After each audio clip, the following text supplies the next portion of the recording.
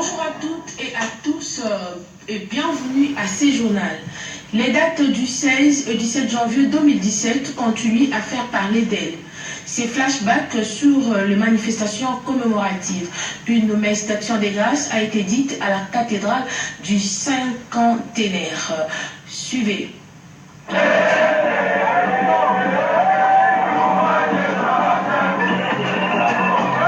L'ambiance était particulière, reflet d'une mémoire inoubliable.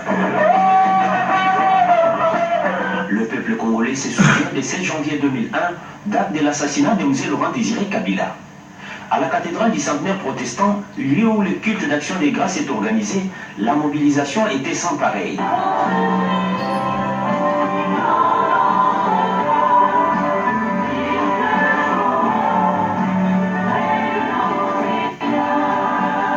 Pour assurer sa prédication, l'officiant du jour s'est inspiré de la Bible, relevant le pouvoir de Dieu offert à l'homme en vue de la transformation et la gestion de la terre.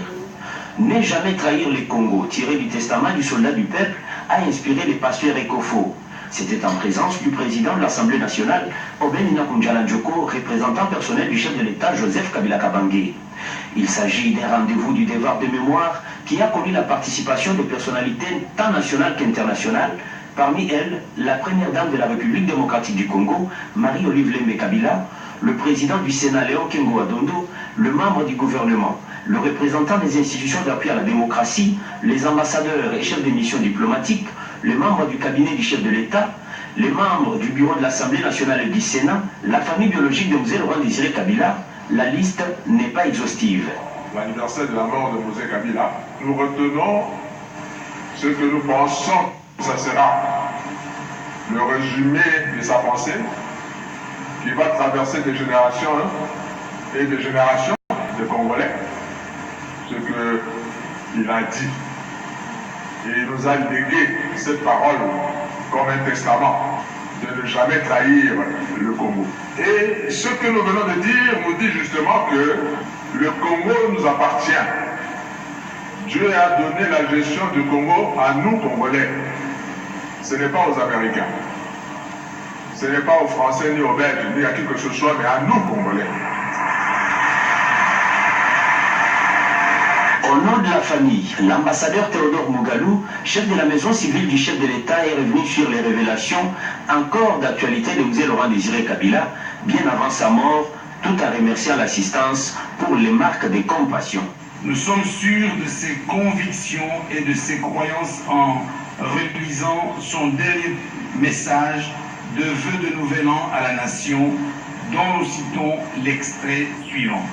Malgré les vicissitudes graves que vit notre pays, nous restons plus que jamais confiants en l'avenir de notre patrie. La République démocratique du Congo est un pays choisi par Dieu et le plan divin se réalisera totalement sur cette terre africaine du Congo démocratique, quelles que soient les tentatives humaines intérieures et extérieures. Et la meilleure manière de continuer à honorer Mzé serait de poursuivre ce bon combat de conviction patriotique en l'avenir de la République démocratique du Congo, pour lequel il a combattu jusqu'au sacrifice suprême. Nous voulons vous remercier une fois encore cette année pour votre participation à ce culte de commémoration de l'assassinat de M. Laurent Désiré Kabila, notre bien-aimé père, grand-père, oncle, frère et président de la République d'heureuse mémoire. Nous saisissons cette opportunité pour vous souhaiter une heureuse année 2018. Que le bon Dieu bénisse notre pays, son peuple et ses institutions.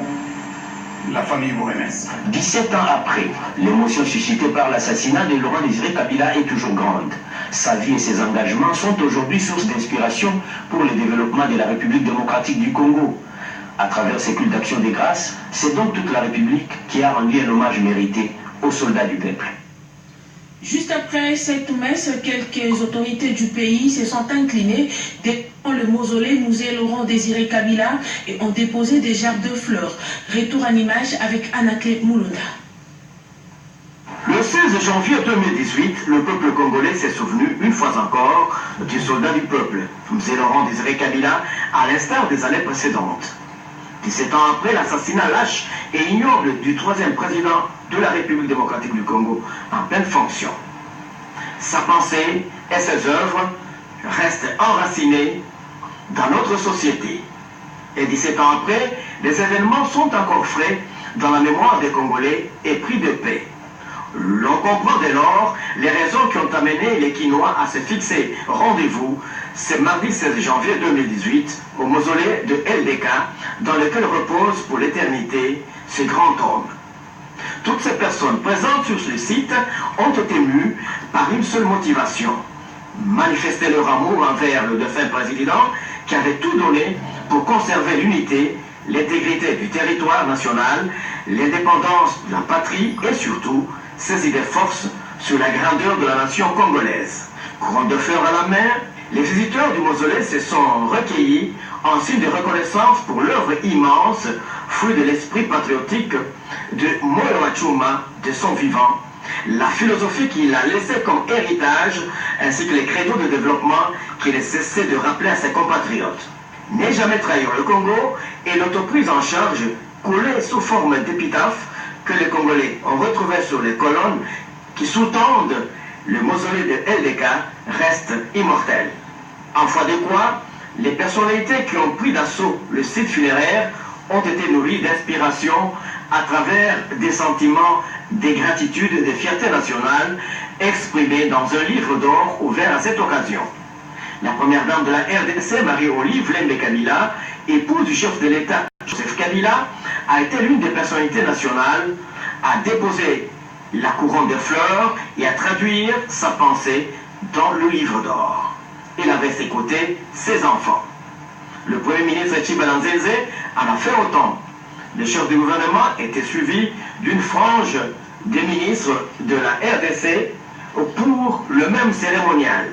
Un peu plus loin, après l'appareil judiciaire, le Conseil supérieur de l'audiovisuel et de la communication et la Banque centrale du Congo, c'était le tour du cabinet du chef de l'État sous la conduite du professeur Néhémie Mwilanya Wilonja, directeur de cabinet.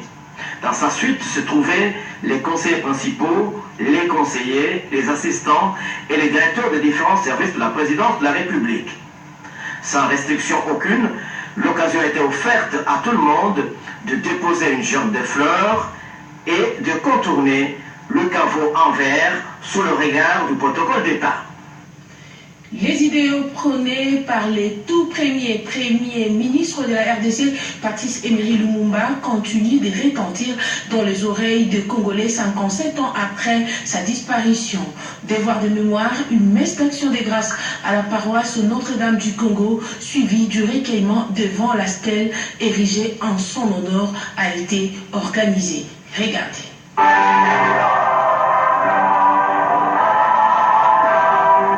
De suffrage, certes, à la cathédrale Notre-Dame du Congo. L'assistance venue nombreuse commémore 57 ans depuis la disparition de Patrice Emery Lumumba. En présence de l'honorable Beminakou, président de l'Assemblée nationale, représentant personnel du chef de l'État Joseph Kabila Kabange, Monseigneur Jean-Pierre Kwambamba a axé son homélie autour du portrait de Jésus-Christ comme Seigneur et Sauveur. Le prélat catholique, rappelant les prouesses qui ont caractérisé le parcours historique du premier ministre congolais, a révélé la délicatesse de son combat, jugé juste par rapport aux visées qui ont concouru au bien, c'est-à-dire à l'indépendance de la République démocratique du Congo. Il est temps que les hommes et femmes, jeunes et vieux, épris de paix, s'inscrivent dans la logique de l'émergence, dira le délégué de la famille Lumumba. Ces jeunes, arrière-petits-fils de Patrice Emery Lumumba, a eu des mots adaptés à la mesure du destin plein d'espoir, dans le respect des institutions et leurs animateurs, sans s'offrir à la distraction. Peu après la messe, les cortèges se sont dirigés vers l'échangeur de Limité où est bâti le monument dédié au héros national. Pour des mémoires oblige, le président de l'Assemblée nationale, l'honorable Beminakou, a rendu un hommage mérité à l'illustre disparu au nom du président de la République par ce geste. Recueillement analogue avec le président du Sénat, le Premier ministre chef du gouvernement, Bruno Chibalanzeze. Le cabinet des chefs de l'État conduit par le Dirkaba, Hortense Moukalai, Joseph Onengakoy, président du Sensa, la famille biologique du héros national Patrice Émile Lumumba, la famille biologique du héros national Mzee Laurent Désiré Kabila. Décidément, l'espace a été transformé en lieu du pèlerinage avec la mobilisation intense des couleurs des partis politiques et associations culturelles. Il est devenu en outre un cadre de contemplation pour les anonymes qui auront du mal à oublier le 17 janvier 1961, date de l'assassinat de Patrice Émile Lumumba. Les dossiers de la rédaction, Cédric Kenina et Guillaume Moukoukoumamengi Pandji nous font ici le parallélisme entre l'homélie du révérend pasteur Ekofo et les récents propos du monseigneur Laurent Mosengo. Suivez. Dossier de la rédaction. Mardi dernier, lors du culte dédié à la commémoration du 17e anniversaire de l'assassinat de Mzee Laurent Désiré Kabila, un pasteur protestant, François Ekofo, c'est de lui qu'il s'agit, a mis les doigts sur certaines faiblesses structurelles de notre pays, la République démocratique du Congo. D'aucuns ont voulu y voir une coalition entre lui et le cardinal Mosengo Passigna qui a qualifié, vous vous en doutez bien, les dirigeants congolais entre guillemets de médiocres. Cédric Kenina, qu'en pensez-vous et que vous inspire ce propos de deux pasteurs? D'abord, dans un pays qui a opté définitivement pour la démocratie, qui se décline entre autres par la liberté d'expression et d'opinion, personne ne peut s'offusquer que des Congolais, même membres du clergé, exercent leurs droits en la matière. Seulement, vous en conviendrez avec moi, la manière dont on pose un acte vaut tout autant, sinon plus que l'acte lui-même d'une part. Et d'autre part, le même discours, selon qu'il est prononcé par la même personne ou par une autre, dans des circonstances identiques ou différentes et devant des publics différents, peut se révéler comme une comédie ridicule, comme porteur d'une charge émotionnelle lourde ou comme une arme redoutable. Mais dans le cas d'espèce, ceux qui ont bien suivi le docteur François-David Ekofo savent que ce qu'il a dit est tout à fait aux antipodes des propos incendiaires du cardinal Laurent Mosengo. Propos incendiaires.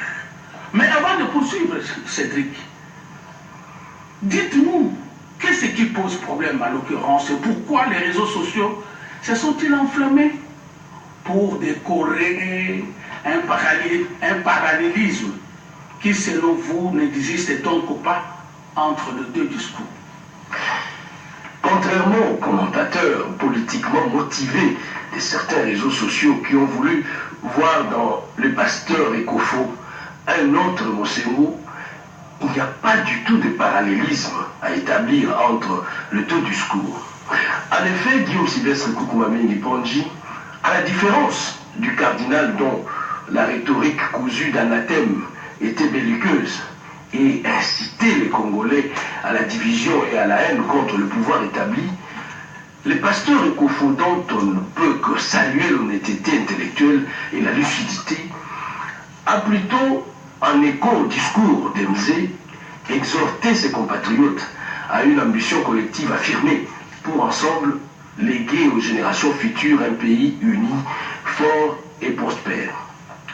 Dans un cas, le pasteur Ekofo, qui n'a fait que déplorer, avec des exemples concrets, c'est que le Congolais murmure parfois tout bas, s'est fixé pour objectif de concilier les contraires, tandis que dans l'autre cas, celui du cardinal Mosengo, avec ses insultes, a voulu exacerber les antagonismes tout en livrant les autorités politiques à la vindicte populaire. À la réflexion, lorsque le pasteur Ekofo s'est plaint de l'absence effective de l'État qui donne l'impression que certains Congolais se croient au-dessus de la loi, il fait aussi allusion aux incivilités, comme le tapage nocturne et autres marches sans itinéraire initiées justement par le cardinal Mosengo et son comité laïque de coordination, se passant volontiers de loi en la matière et auquel l'autorité ne répond pas avec suffisamment de vigueur. Au-delà, contrairement au discours partisan et nombriliste du cardinal, le pasteur est allé plus loin, puisqu'il a mis en garde les pays voisins contre les stratégies de prédation et de balkanisation de la République démocratique du Congo. Et il a invité la communauté internationale à laisser notre pays, un grand marché économique en puissance, être géré par nous-mêmes pour se développer plutôt que de transformer la coopération en simple instrument de chantage politique. Cela dit, Cédric, votre conclusion là, ma chère. En définitive, les Congolais qui considèrent que les remarques valent parfois mieux que les louanges préfèrent les discours fédérateurs du pasteur Ekofo à celui diviseur du cardinal Mosengo. Stigmatiser la mauvaise gestion de nos villes qui croulent sous les immondices au point de répandre le choléra, réclamer l'autosuffisance alimentaire, exiger l'égalité de tous devant la loi, Tchétchéri, sont des valeurs partagées qui ne peuvent laisser aucun Congolais, de quelque obédience qu'il soit, indifférent. Et donc il n'y a pas parallélisme. Changeons de chapitre pour dire que le tout premier capitaine de l'équipe nationale, Léopard, et champion de la CAN 1968 Kabamba Nicodème, est très alité. Le Premier ministre lui a rendu une visite de réconfort et de soutien à sa résidence privée dans la commune de Barumbu. Dans sa descente, Bruno Chibalanzenze s'est fait accompagner du ministre de Sport, Papi Niango. Un reportage signé Christian Vidal. Dans le cadre du cinquantenaire du premier sacre de Léopard Football à la CAN 68, le Premier ministre Bruno Tshibala est allé visiter Kabamba Nicodème, premier capitaine de Léopard, accompagné du ministre des Sports, Maître Papi Niango. Le chef du gouvernement s'est dit fier de rencontrer l'un de ceux qui ont honoré la RDC alors qu'il était tout jeune et a promis de s'impliquer pour soutenir ses héros. Je manque d'ailleurs de mots pour exprimer ce que je pense à mettre en devant Nicodème Kabamba, alias Pandoraï. Je n'étais pas étudiant, j'étais élève.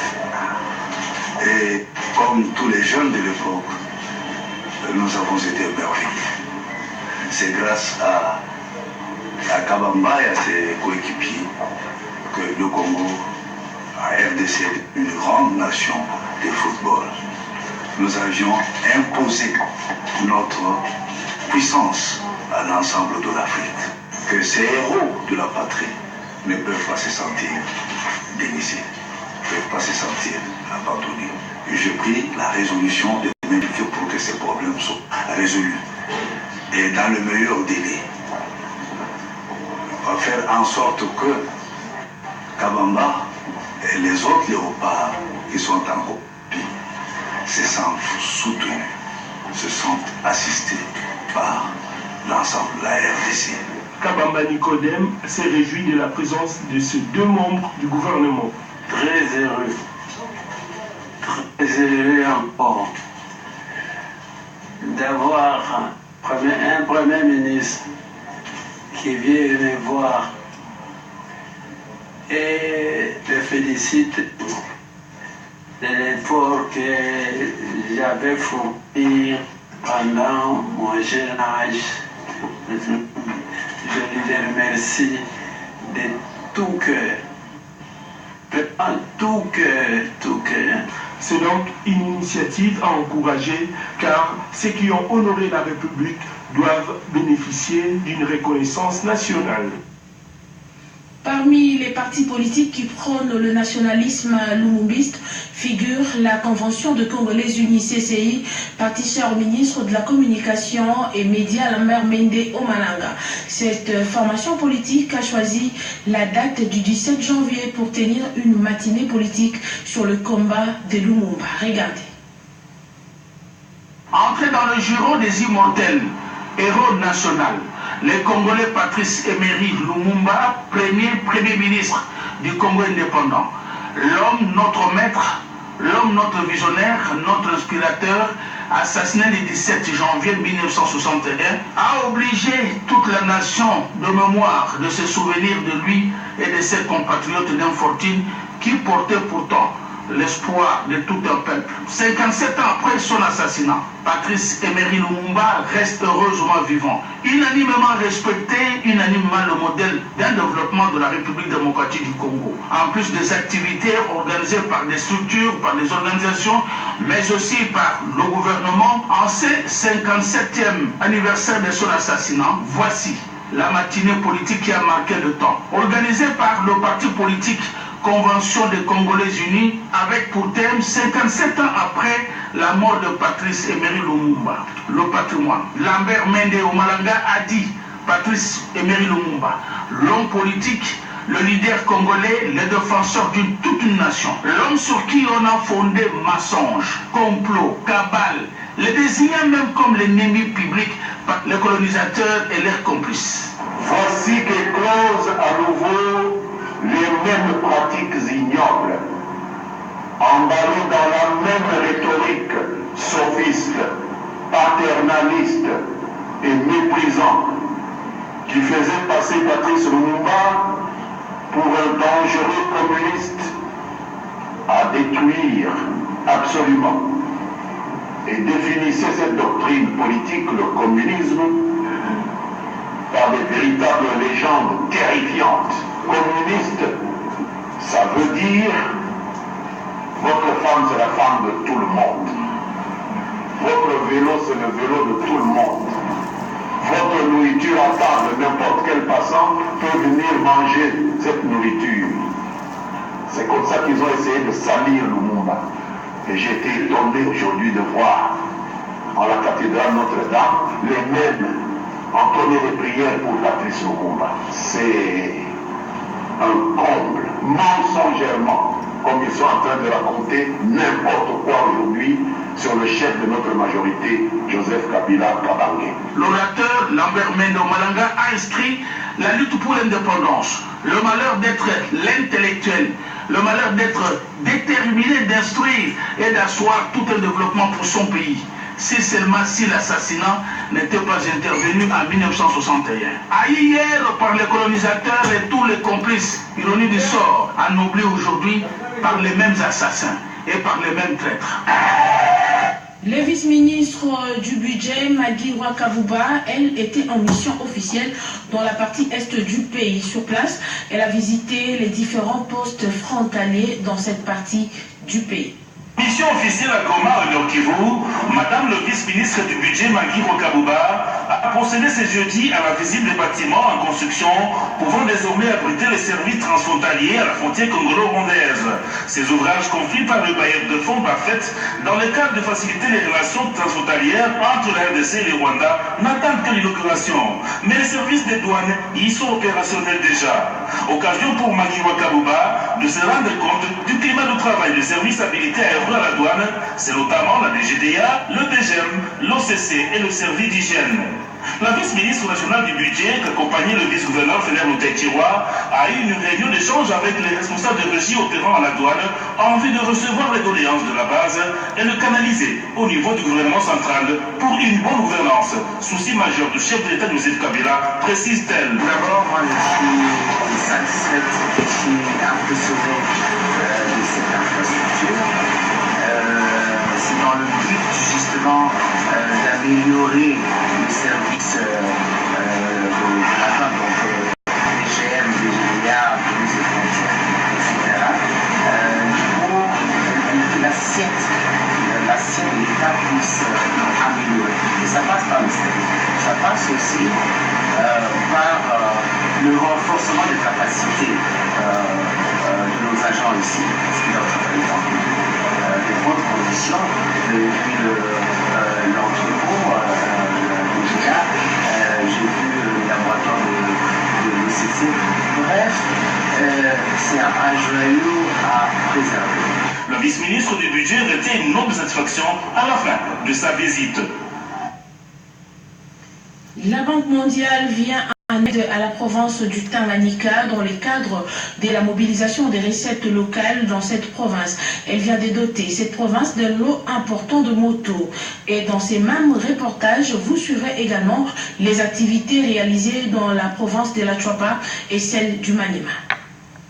En 2018, en mémoire de l'Ulysse disparu, le feu président de la République, Mzee Laurent Désiré Kabila, héros national et père de la révolution congolaise, qui a mis fin à la règne du 32 ans, le maréchal Mobutu. Le soldat du peuple a accédé au pouvoir le 17 mai 1997 et a été assassiné le 16 janvier 2001. 17 ans après sa mort, les Congolais se souviennent encore de lui. Sur le cas de la fédération du PPRD Tanganyika et d'autres partis membres de la majorité présidentielle entrent sous l'emblème du secrétaire exécutif du PPRD Tanganyika et président de l'Assemblée provinciale du Tanganyika, honorable Benoît Bayoyaenga, organisé une messe d'action de grâce en mémoire de celui qu'on appelait affectueusement Mzee, ainsi pour dire rempli de sagesse. C'est l'église de la 30e Sétécoville qui a servi de cadre cette grande manifestation. Dans la salle, on a noté la présence du vice-gouverneur de province et tout son gouvernement. On a également noté la présence des députés provinciaux et celle des membres de la société civile et des chefs des divisions des services étatiques et para-étatiques. Chants et danses ont caractérisé la cérémonie avant que l'orateur du jour puisse s'appesantir sur le type d'homme qu'était Laurent Désiré Kabila. À partir de Mzee Laurent Désiré Kabila, nous avons hérité le fait que c'était un vaillant soldat du peuple. Et pour être vaillant, il faut être vigoureux. C'est par rapport à ça que nous avons pensé à réaliser cette marche de santé en vue d'avoir une bonne santé par rapport à la vaillance. Ici de Mzee, nous retenons deux choses. C'est qu'il ne faut jamais trahir le Congo et qu'il faut se prendre en charge. Et c'est pour ça que nous demandons à tous les militants du parti de ne pas trahir le Congo et surtout de ne pas trahir le PPRD. Nous demandons aussi aux militaires PPRD de se référer à Mzee pour se prendre en charge chaque fois que nous sommes en face d'une situation politique, d'un fait politique. Nous devons comprendre que dans la vie d'un parti politique, il y a toujours idéaux et débats. Et parce qu'il faut se prendre en charge, en face de chaque situation, on doit se prendre en charge pour faire rayonner notre parti. Dans la province de la Chouapa, un culte écuménique a été organisé à la paroisse Saint-Augustin. Le gouverneur de la province en mission de service à Kinshasa, Pancras Bongonkoi, a été représenté à ces cultes par le vice-gouverneur Louis-Richard Mboyo Ilunga. Plusieurs autres personnalités ont également rehaussé de leur présence ce culte, toutes venues apporter leur soutien à la famille de Mzee Laurent Désiré Kabila. Dans son homélie, le révérend pasteur Alombo de l'église du Christ au Congo a prêché dans le livre de 2 Samuel au chapitre 1, versets 13 à 16, dont le thème « Ne tuez pas loin de l'Éternel et n'apportez pas la main sur lui ». Par rapport à la vie sociale, le révérend pasteur Alombo a exhorté le peuple de Dieu à respecter toutes les autorités établies, car toute autorité vient de Dieu et quiconque aura mis la main sur lui n'aura pas respecté les prescriptions bibliques, a-t-il martelé. Signalons qu'à la fin de ces cultes, une caravane motorisée a été organisée depuis la paroisse Saint-Augustin jusqu'à la place des Étoiles. C'est par ces nouvelles de province que nous bouclons cette édition d'information. L'actualité continue sur la chaîne nationale. Retrouvez tout à l'heure à 7h Bobette et Enga pour une autre session d'information. Quant à moi, j'aurai le plaisir de vous informer demain sur la même chaîne et à la même heure. D'ici là, portez-vous bien. Au revoir.